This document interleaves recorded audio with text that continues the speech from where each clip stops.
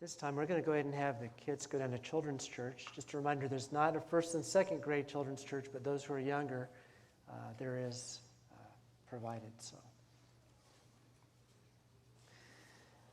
while they're making their way down with the kids, I'd like to invite the rest of you to open to 1 Timothy chapter 5.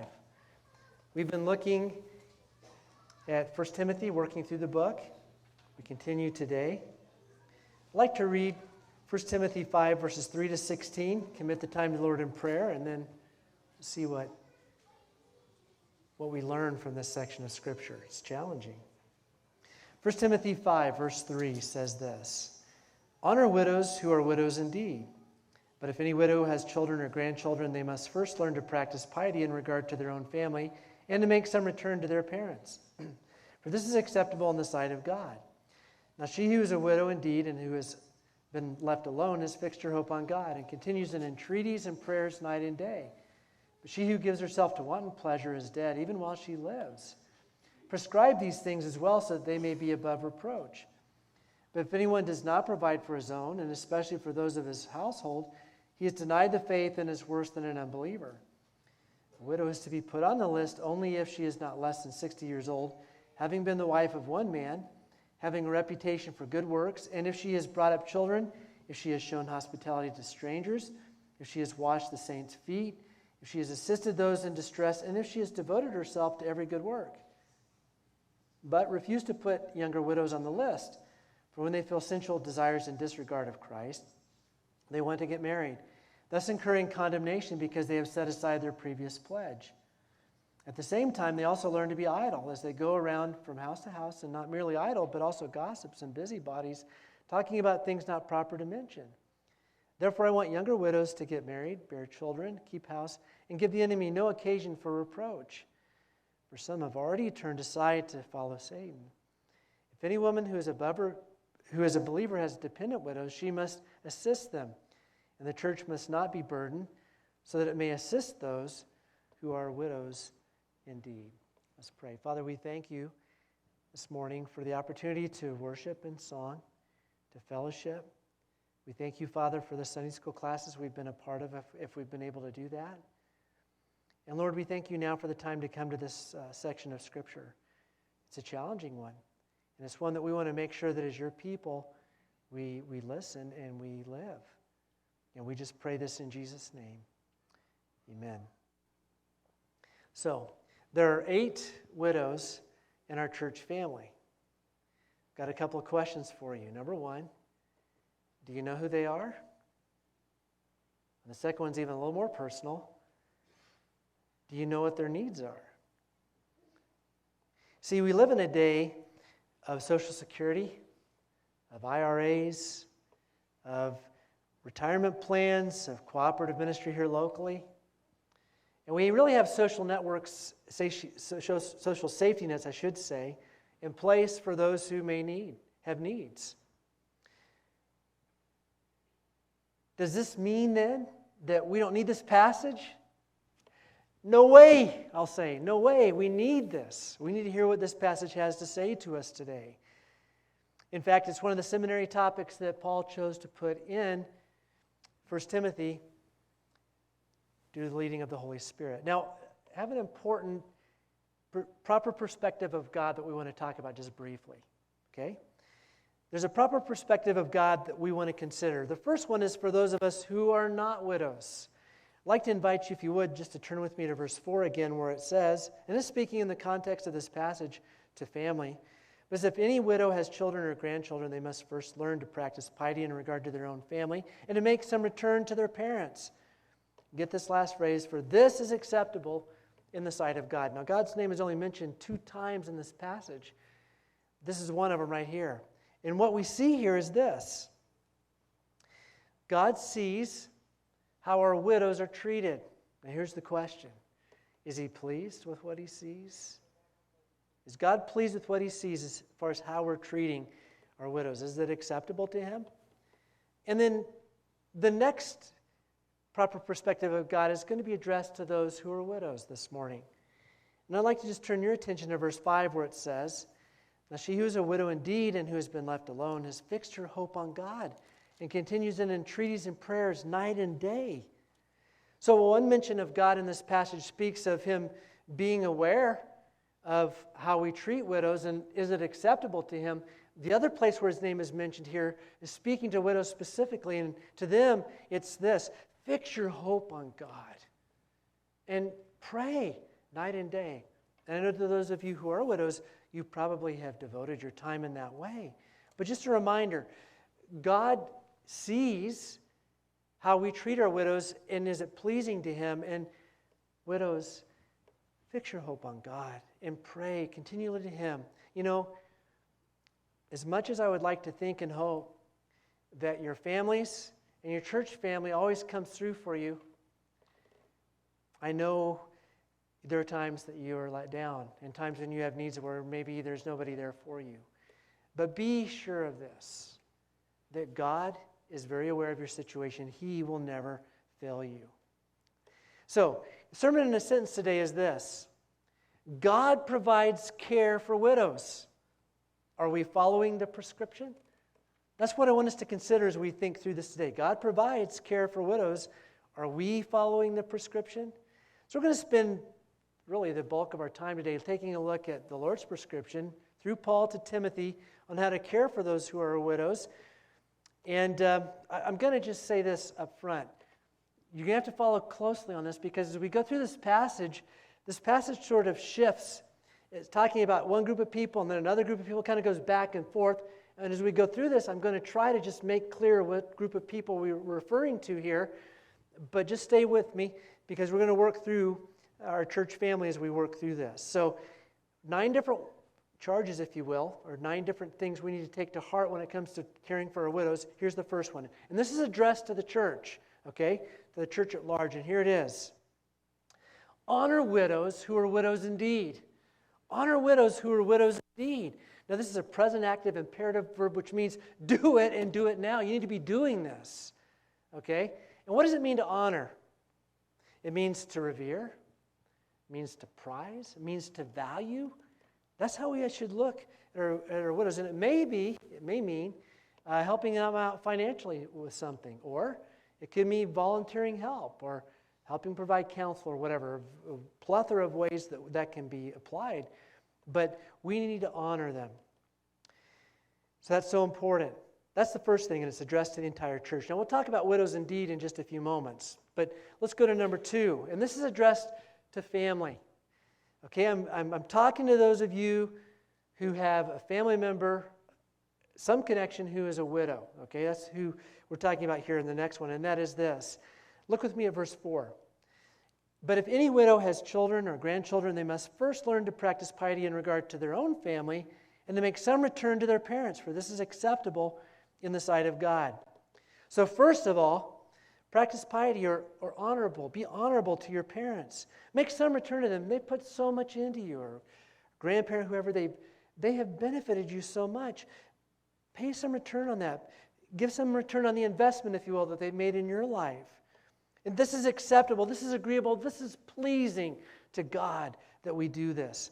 Remember, Exodus 20:12 speaks of honoring father and mother. That's an Old Testament verse from the 10 Commandments. But there's another passage in the New Testament that I'd like to go to where this is referenced.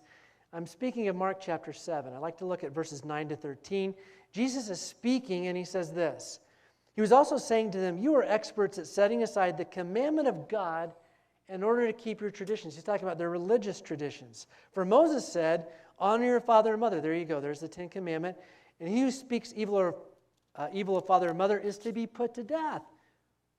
But you say, and this is religious tradition here, but you say, if a man says to his father and mother, whatever I have that would help you is Corban, that is to say, given to God. In other words, I've got this that could help you out, Mom or Dad, but I'm giving this to God. This is my religious duty.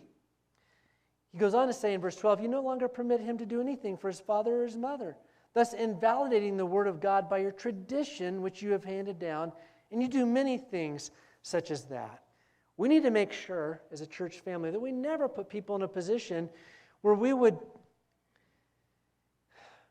hinder them from taking care of their parents.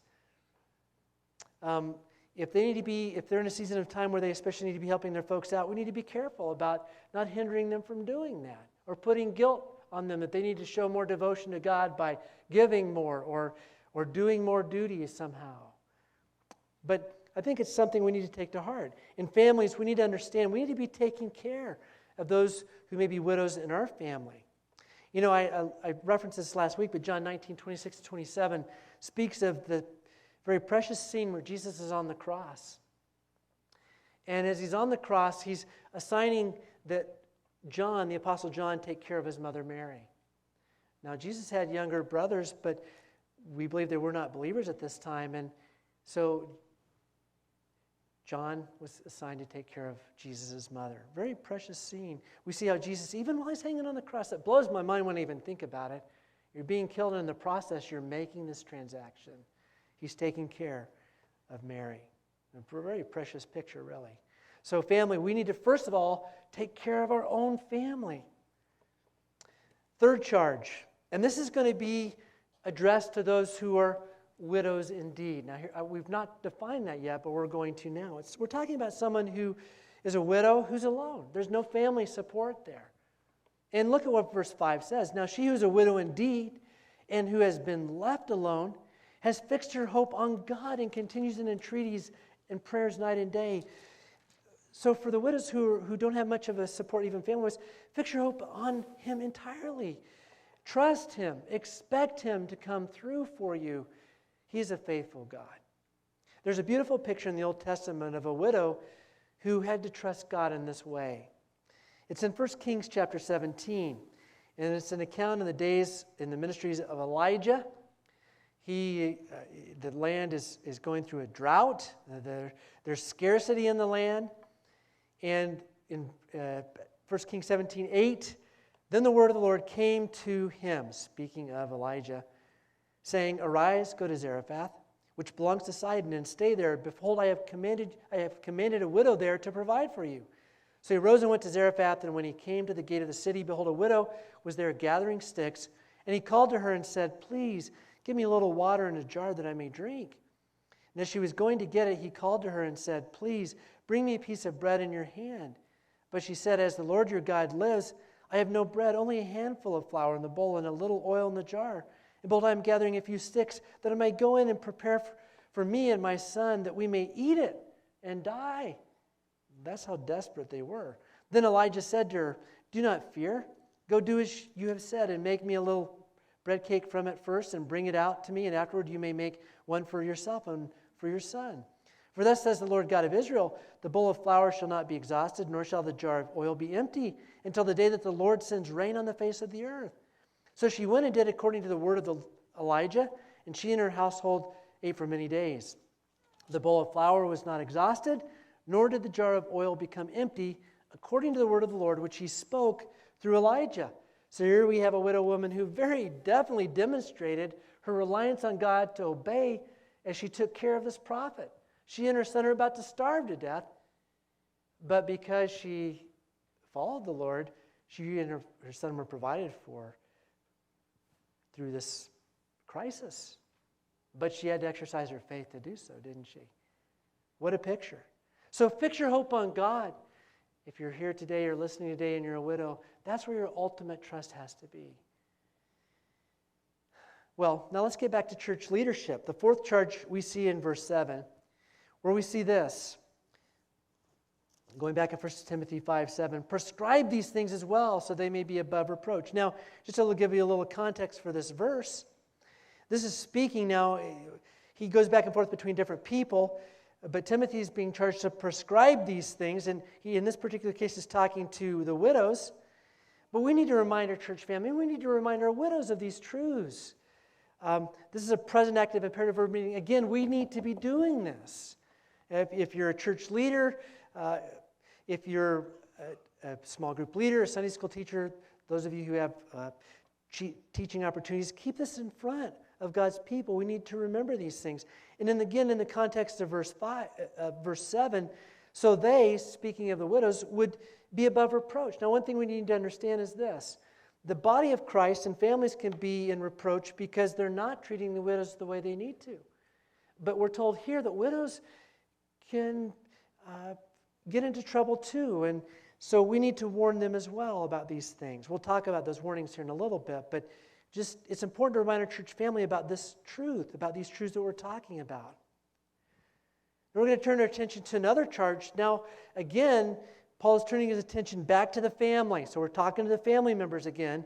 And you take a look at verse 8, look at what it says. But if anyone does not provide for his own, I want to stop right there. Providing for our own family, we've already talked about it, is something we need to do. But an interesting twist on this, and that is the word provide. It comes from a Greek word which means to take thought for, or we could put it another way, to consider in advance. Now, many times we think about taking care of our widows and, they're in a problem right now, we need to take care of them. We most definitely need to do that. But this word goes beyond that. It's not just talking about helping out in times of crisis, but it's saying take thought so you can keep them out of trouble. We need to be so proactive in the way we think of our widows that we can anticipate things that they may have come along, and we help provide for that. We help take care of that. That's a very interesting word meaning there that we need to take to heart. So yeah, it's important that we help folks out in their trouble, but we need to be thinking ahead of that even. So provide for your own household, that's the charge. Take thought for it, consider in advance. The sixth charge is, again, to the church overall, and it's this. These are qualifications for putting these widows on the list. Look at verses 9 and 10. A widow is to be put on the list only if she is not less than 60 years old, having been the wife of one man, having a reputation for good works, and if she has brought up children, if she has shown hospitality to strangers, if she has washed the saints' feet, if she has assisted those in distress, if she has devoted herself to every good work. So I'm going to stop right there. These are qualifications for putting these dear ladies on the list. Now, the list, what is the list? That's the question. There are a lot of people who have sought to find out exactly what that was at this time. We know that the church, early church, the 2nd, 3rd, and 4th centuries had some very defined ministries for widows where they would take and support them financially, and then they would do different tasks for the church. But the emphasis in this text is what we do for the widows. That's the focus. That's the priority, what we do for them. And so there were these group of ladies that were put on the list to be taken care of. But these were the qualifications. Look at them again. They were at least 60 years old. In that day, retirement age was 60 years old roughly, and they didn't anticipate or didn't expect someone beyond that age to marry again. So these were, if you will, retired. They didn't have that word in that time, but these were those who couldn't necessarily support themselves anymore. These were a wife of one man. If that phrase sounds familiar, it is because it's the same phrase in reverse that's used for deacons and elders. These are to be women of faithfulness to their husbands. That's the idea. They're faithful to their husbands. And then they also have a reputation for good works. It's interesting to me that these women, even though they've grieved, they've gone through a hard time once they've lost their husbands, all right? These are women who still continue to live out their faith. They're godly women. They have a reputation for good works. It continues. And they brought up their children. I might just say here, there's a categorical one where obviously if they didn't have children to raise, that one wouldn't apply. But just making a statement here about if they had children, they brought them up. They've completed that, or they're working on that duty. They've completed it. They're shown hospitality to strangers. They're hospitable people. They would wash the saints' feet. We know Jesus washed the feet of his disciples. It was a sign of servanthood, being willing to serve others, and they humbled themselves. And then they assisted those in distress. They themselves had the quality of helping others out who were going through difficult times. And that was their characteristic. That was what they did. And they're devoted, we're told, to every good work. This is their quality of life. This is who they are. Now it's interesting, the seventh thing that we see direction is in verses 11 to 13, where he talks about who not to put on the list, but refuse to put younger widows on the list, for when they feel sensual desires in disregard of Christ, they want to get married, thus incurring condemnation because they have set aside their previous pledge. At the same time, they also learn to be idle as they go around from house to house, and not merely idle, but also gossips and busybodies, talking about things not proper to mention. Now, so we're told, and this is again the church is the focus group here, refuse to put the younger widows on the list. You might say, well, why? I mean, we read what it said, but how do we make sense out of this? He says, well, they may feel sensual desires. They may have those desires to get married. And God has made us with desires, even sexual desire, which in the proper context is wholesome. He's given to us. But it's interesting that the Holman translation says this, they're drawn away from Christ by desire. In other words, it's not just that they have that God-given desire, but they're drawn away from Christ. They want to be married again, but they're being drawn away from Christ, away from the faith. Now, here's the thing. We know from the Scriptures that remarriage for a widow is fine. God sanctions that. But some have suggested that perhaps this is speaking of there were widows at that time, they were younger, they desired to get married again, but maybe they got involved with a false teacher. Or maybe they married someone who wasn't a believer. And so that was why he was calling attention to it. They set aside their previous pledge or faith, as some translations will say. Again, the idea here is that their faith in Christ is being neglected. That's the emphasis here.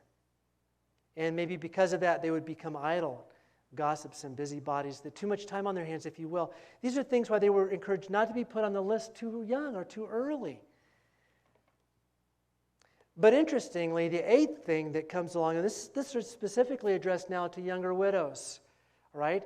Listen to what's said here in verse 14, where Paul says to Timothy, therefore I want younger widows to get married, to bear children, to keep house, and give the enemy no occasion for reproach.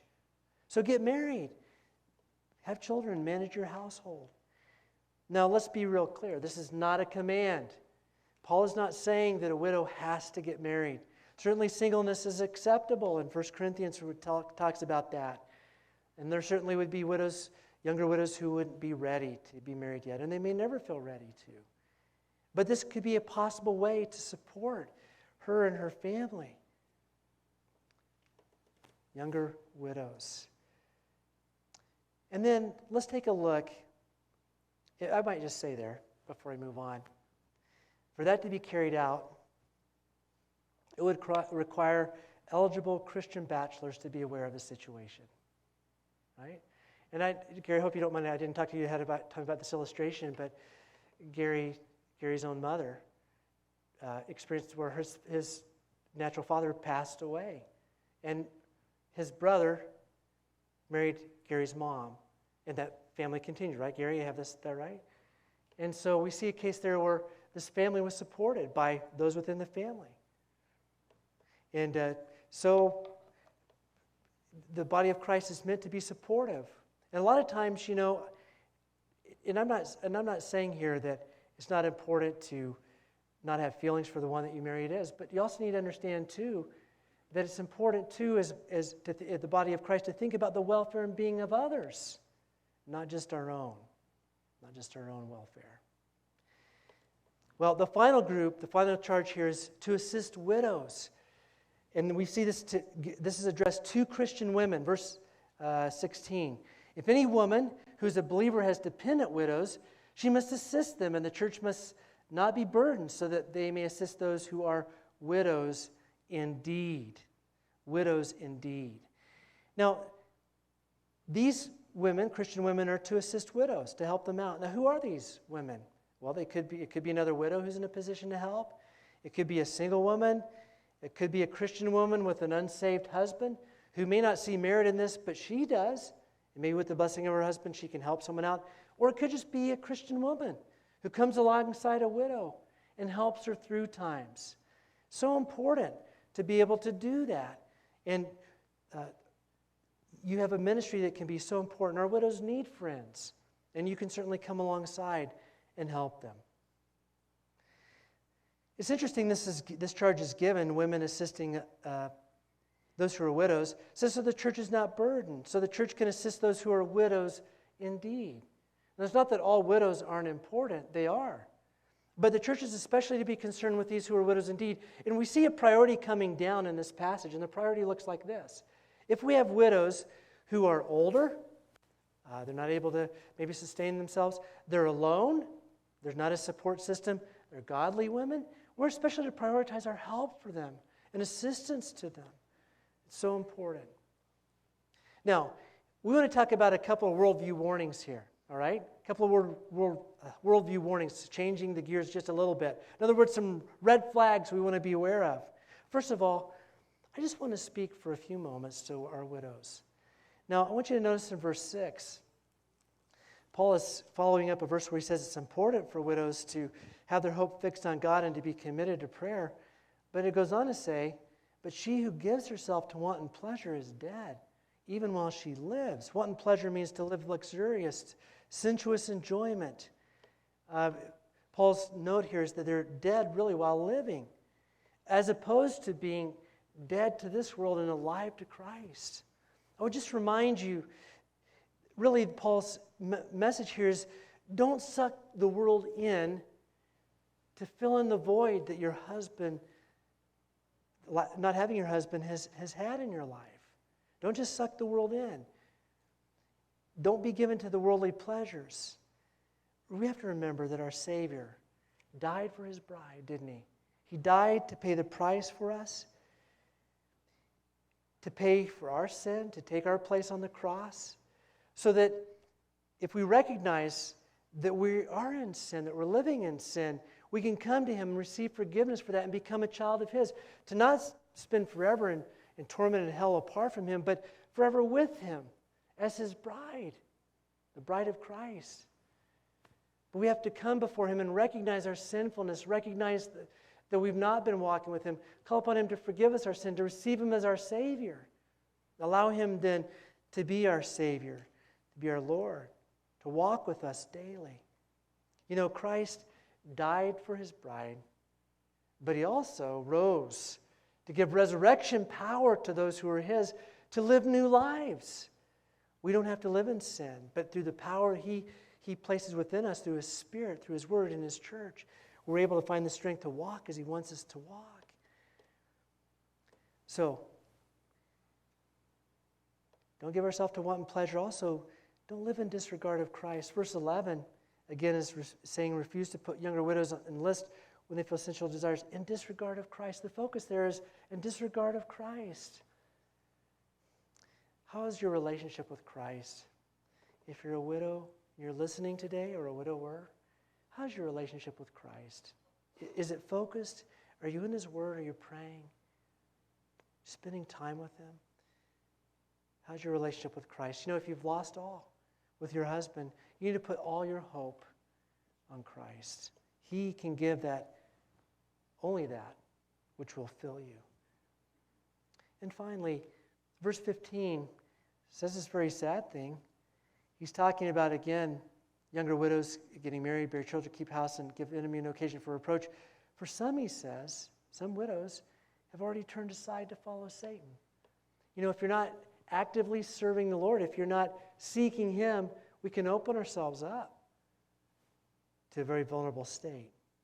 Is there a battle in your mind to justify compromise in some way? To get that wanted attention that maybe you're missing? I would just encourage you, seek the Savior. Don't listen to the evil one's attempts to lessen your standard, to take away from how God wants us to continue to seek him in holiness. So that's a warning that Paul's giving throughout this passage to widows. You're in a very vulnerable position. But he's calling you to seek him, even at this very vulnerable state.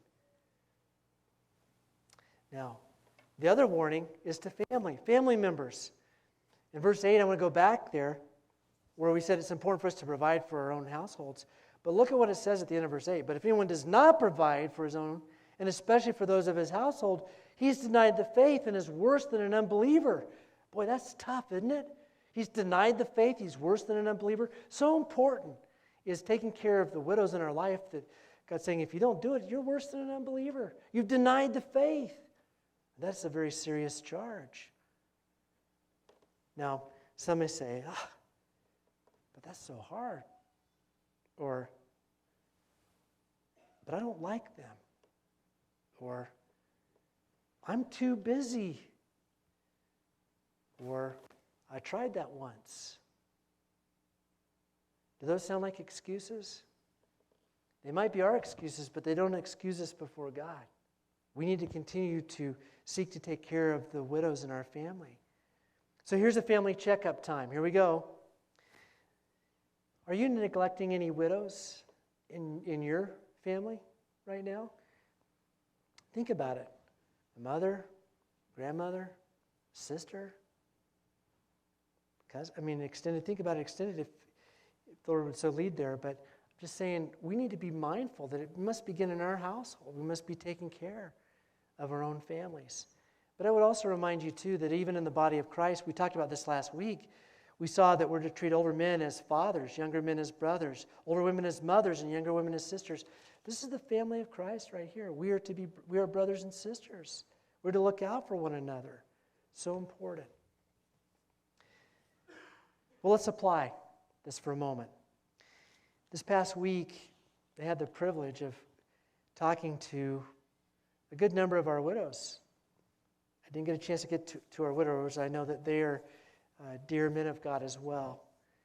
But I talked to them and I just asked them these questions that may help us out, be practical with the way that we can care for those who are widows. I asked, how can we as a church come along and help you? And how can we individually help you? And these are some of the feedbacks I got. Ruth Lynch said, a widow never desires that position. Be sure of that. She mentioned the passage in Ecclesiastes 3 and 4 that talks about the different times of life. And verses in that chapter can be very appropriate at certain times. She goes on to say, I found peace with God to discover, accept, and appreciate God's perfect timing. As I look back at the happenings before Chuck's passing, it could only be orchestrated by God, she said. I knew that to be true, but now I've experienced that.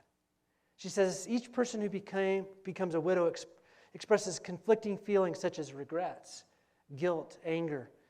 The bereaved person takes steps toward acceptance of her new circumstances, and those who want to help should ask and then listen. Ask them this, how are you coping emotionally? She says, accepting the process of healing and allowing others into your new world is not always easy. It's difficult for them. They're having to open up new relationships. She said this many years ago, my heart would hurt to see a single woman by herself in church, even though others around knew she was walking life without her mate. That's why I had a burden for widows for many years ago. Reaching out, focusing on others helps. Many personalities can play a great part in this, and God is our guide. She says, young women don't separate from widows. I love the positive and laughter. Being older makes for slower reactions, and we need you. She's saying, younger ladies, I still want to be in your life. I value what you have to bring me. Please do that. That's what she longs for. Some of the other widows, Kay Campbell recently lost her husband, Greg.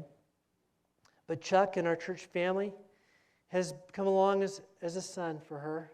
He and Greg, actually when Greg was still living, he's been taking care of her, checking in with her, taking her places. Kay, I know, appreciates that. Kathy Bremer said, hey, one of the ways I've seen widows be able to be honored is at a potluck. Let them go first. Serve them first. She says, and if they're older and they have trouble getting to church, help them come. Whatever needs to be done to have that happen. She said, during the coronavirus time, my family took care of me. She said, but I had deacons from the church call me and ask if I need anything. She says, that meant so much. She said, if there's a windstorm, come and help us get branches out of the yard. Maybe we need help mowing or weeding. And if you have younger children, maybe let them draw a picture and put a Bible verse on it and send it to us like on a birthday or a holiday. That might be special for some people. She said, maybe a family could adopt a widow in the church and just walk them through. Just be with them, be there, take them through. Guys, odd jobs are always needed to be done. What can we do to help them out in that way? Vicki DeVita shared with me, the church has done a good job. People were assigned to call, and they did, and people called. And she says, now 4 years later, it's easier for me. But she says, people called a lot. She really appreciated Nate Harworth calling with the youth group and coming out there and doing things for her around her property, Really appreciated that. She said, just be a friend. She says, I love to come to church and people will just say, can I do anything for you, Vicki? She said, that's meant so much. So much.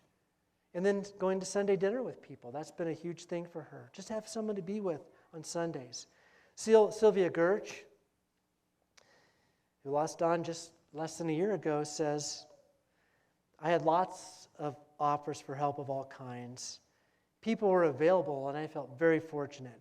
But pray for us. Praying is so important. Pray for us. And she said, specifically last Sunday, Adele Northup came to her and said, I just want you to know how much I miss Don. And he was emotional as he said it. And she says, you do not know how much that meant to me. She says, we so much want our husbands remembered. And sometimes people are afraid to mention them because they're afraid that it'll trouble us or bother us or hurt us. But that was so meaningful to her. She so appreciated that. Linda Thompson just mentioned, the kids and I were well cared for by the church family. It was good to have positive influences to our kids to help them out. It helped a lot. It was hard to go to church with group activities alone, and yet people would reach out, and I didn't feel alone. She went on to say that people did repairs for her, and that was helpful. She enjoyed people bouncing ideas off of, and she felt loved. Francie Simons, who can't get out in the residential area where she said, you know what? Just thinking of me and calling me means so much. Francie might appreciate a call. Praying. Pray for me, she said. Lois Wisdom said, the deacons have done a great job. They call, they ask if I need anything. She says, I really haven't thought much about my position in life as a widow. She says, it's kind of part of my life situation now. I've accepted that. But she says, I try to remember what Marvel Clark told me when she says, you got to remember to count your rainbows. You know what? I love the widows of our church, and I know you do too. And it was so encouraging to me as I talked to these or communicated with them, how our deacons and people in this church have reached out to this group. And it's God-honoring. I was so encouraged by it. But we can grow, can't we? I can. I can grow in this area. And I would just encourage us all to prayerfully consider that. And in conclusion, God prescribes how to care for widows. Are we following His prescription? Father, we thank you this morning for this opportunity we've had to just open your word and be challenged from this text of Scripture. It's one that we sometimes can feel uncomfortable talking about, but the truth is we have widows who are in our church family. And Lord, I pray that I thank you for what we've been able to do, but we can grow, Father. We can even become more loving as a church family in this regard, and I pray that we will. Thank you so much for clear instruction in your word about how we might be able to come alongside and best support the widows that you have in our church family. We love them, Father, but we know we don't love them near as much as you do. Father, thank you for this portion of Scripture, and thank you for our widows and their husbands and how we've benefited in our lives from them. And we pray this in Jesus' name. Amen.